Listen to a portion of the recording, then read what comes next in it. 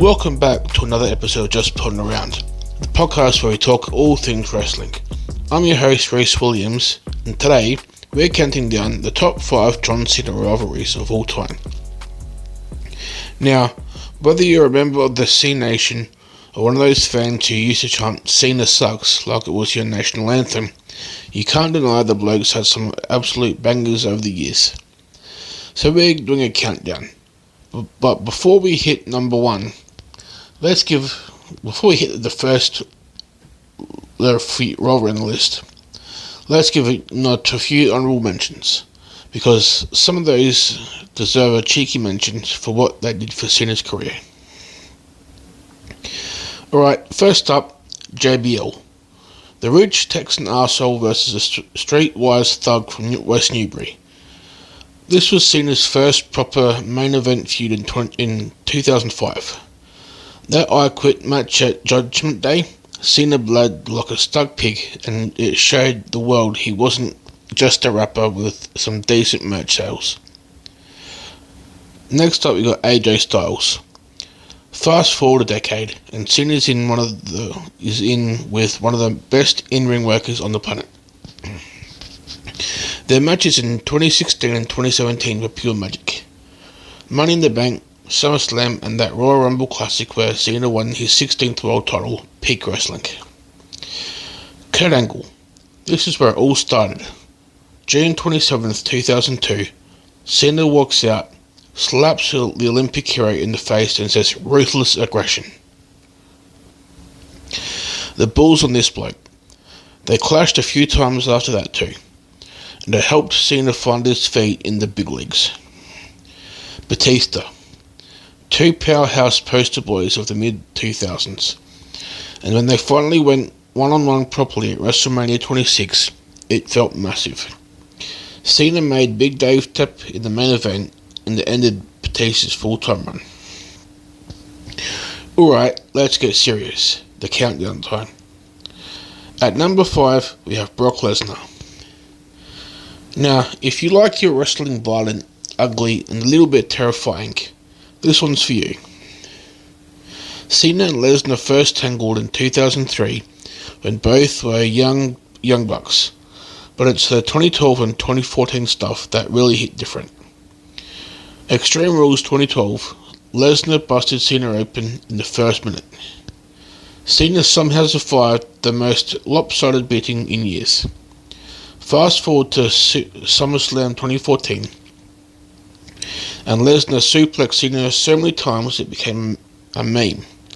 16 suplexes. 16! Cena barely got a move in. It was a beautiful destruction, and it proved even Big Match John wasn't untouchable. At number 4, we have The Rock. Hollywood's favourite son versus WWE's franchise player. 2 WrestleMania main events, once in a lifetime at WrestleMania, which, let's be real, wasn't once in a lifetime because I did it again at WrestleMania 29. The promos in this feud were savage. Rock called Cena a fruity pebble, Cena called Rock a sellout, and the fans lapped it all up. Some promos were electric, some were borderline cringy, but you couldn't look away. It was 2 pop culture icons clashing for top dog status.